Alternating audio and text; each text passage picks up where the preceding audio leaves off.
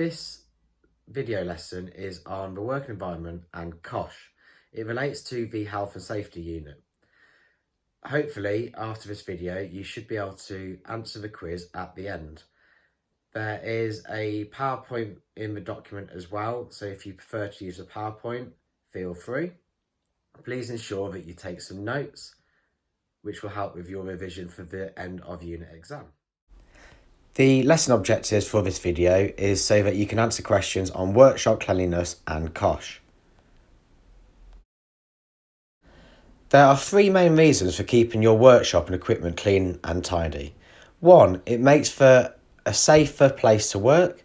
2. It makes it a better place to work. And 3. It gives a better image for your customers. A clean workspace.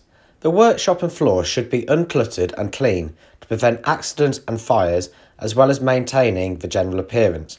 Your workshop reflects your ability as a technician.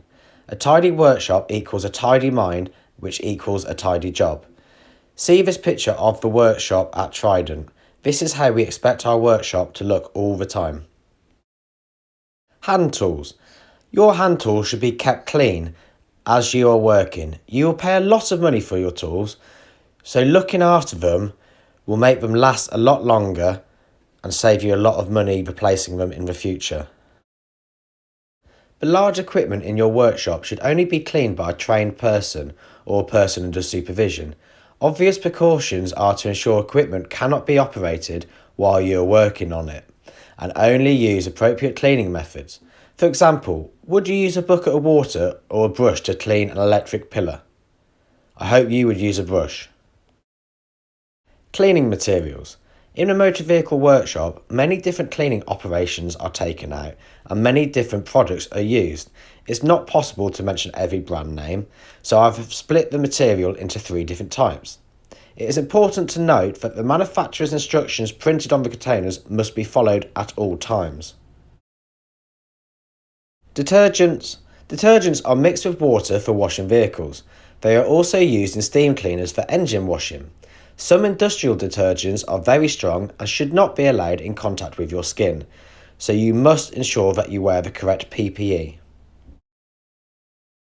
Solvents. Solvents are used to wash away and dissolve grease and oil. The best example is the liquid in the degreaser or parts washer, which all workshops will have. Never use solvents such as thinners or fuel because they are highly flammable.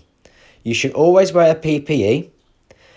For example, gloves, as many solvents may attack your skin. Many are flammable. The vapour given off can be dangerous and there can be serious problems if splashed in your eyes. Always read the label. Absorbent granules. Absorbent granules mop up oil and other types of spillages. They are used to soak up the spillage, and after a short time they can be swept up and disposed of in the correct manner. COSHH. COSHH stands for Control of Substances Hazardous to Health. It is important to note this down because you will definitely get a question on what COSHH stands for. The Control of Substances Hazardous to Health Regulations 2002 is a regulation that all employers must follow. It is there so that the employers must protect employees and other persons from hazards of substances used at work by risk assessment, control of exposure, health surveillance and incident planning. So what are hazardous substances? They are either substances used in work activities, substances generated during work activities, or natural occurring substances. Please pause the video here and have a look at the signs on the right hand side of this image. It is important that you take note and you remember what each sign means. With COSHH, you must carry out risk assessments. There are no fixed rules on how to carry out a risk assessment, but there are a few general principles that should be followed. Follow the 5 steps to ensure that your risk assessment is carried out correctly. 1. Identify the hazards. 2. Decide who might be harmed and how. 3. Evaluate the risk and decide on a control measure. 4. Record your findings and implement them. 5. Review your assessment and update if necessary. COSHH data that is kept at your workplace should be evaluated once every year or whenever a new substance is being introduced. This is so you can make any necessary amendments.